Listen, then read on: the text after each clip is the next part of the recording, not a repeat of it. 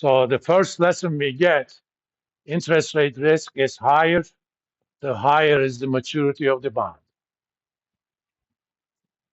That kind of makes sense. Most of the cash flow you're getting is that face value you're getting at the very end. So if you're getting that in 30 years instead of 5, the effects of discounting that is quite bigger.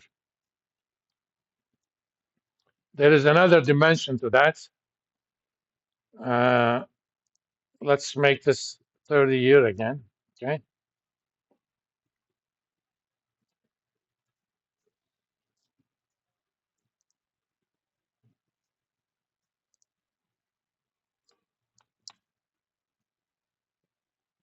Okay. Now, if this was the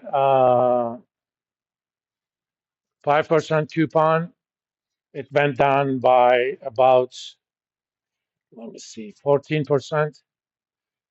Let's say this was a 10% coupon bond. Originally, I'm going to do the yield to maturity at 5. So this is the original value. Let me copy it and paste it here. And suppose yield to maturity went up to 6. Let's copy and paste it here.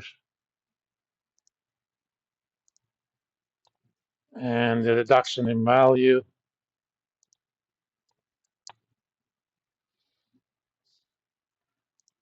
is only about 12.3%. So the second dimension is the higher is the coupon rate, everything else being the same, the interest rate risk is less. So two things. The higher is the maturity, more interest rate risk. The higher is the coupon rate, less interest rate risk. Well, how do we in general calculate that? And here's the reason why low coupon rates or high coupon rate means less interest rate risk.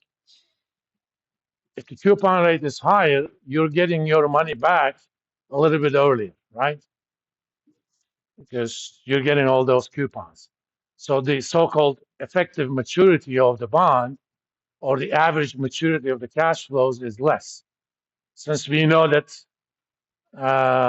shorter maturity means less interest rate risk, that's where it is coming from. So how do we calculate that effective maturity? Well, back in 1938, a guy named Macaulay came up with a simple estimate, so-called Macaulay duration. You didn't like Macaulay much?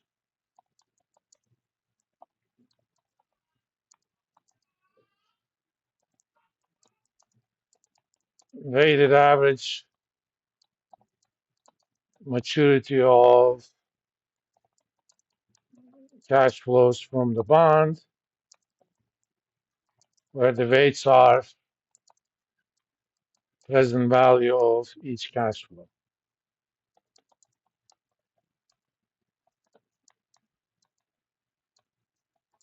And the way we calculate that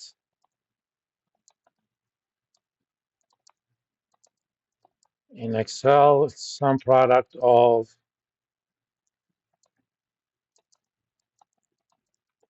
number of periods times PV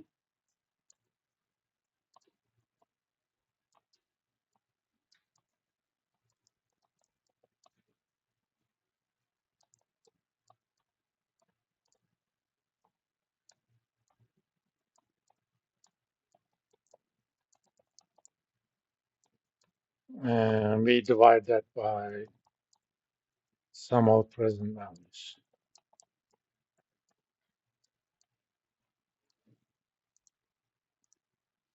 In the second sheet, let's call this Macaulay. I mean, I allowed up to 120,000 periods. This automatically calculates cash flows for each to make it simple, easily visible. Let's make this 5 and coupon frequency 2. So I have 10 coupons, each are $50. That automatically calculates the cash flows. It calculates the present values of those. And over here, I have a Macaulay duration. For now, that number is in terms of periods. So if I want to calculate this whole thing, I'm going to multiply it with 1 over frequency.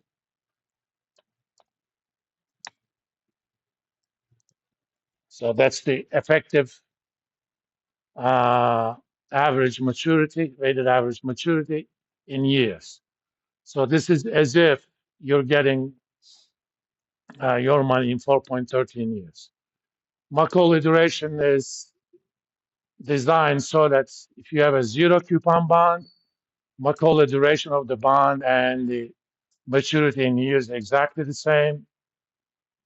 Just for the hell of it, let's make this 0.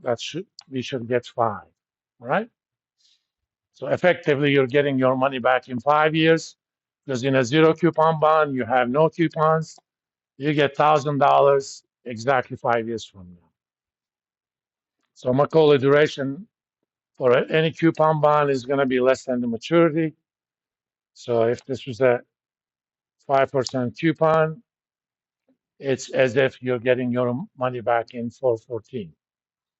If this was 30,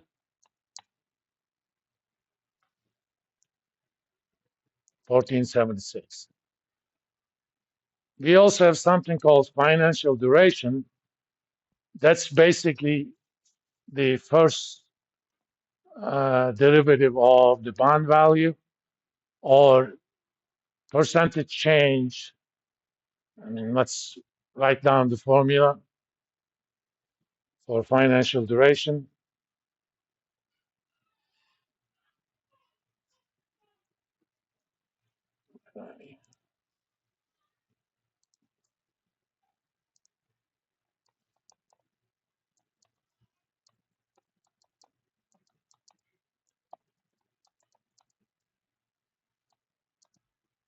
Let's do this.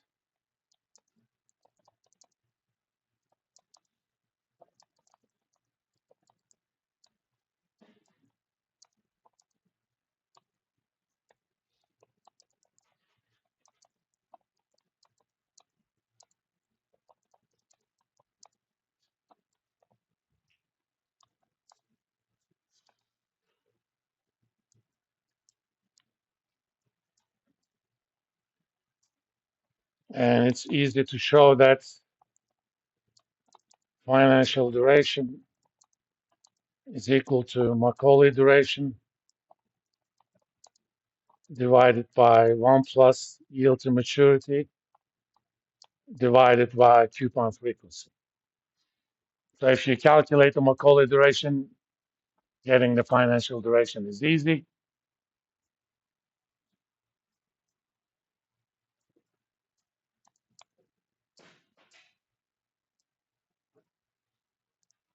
And this template calculates that for us.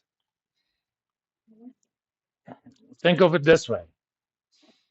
Given that financial duration, what is the change in value? Let's see. This estimated duration is, if I didn't have access to financial duration, it calculates an approximation to the financial duration using what we call a numerical derivative. They should be very close to each other. Your book talks about two kind of measures. One of them is what is the value of 1 basis point? It basically means the following.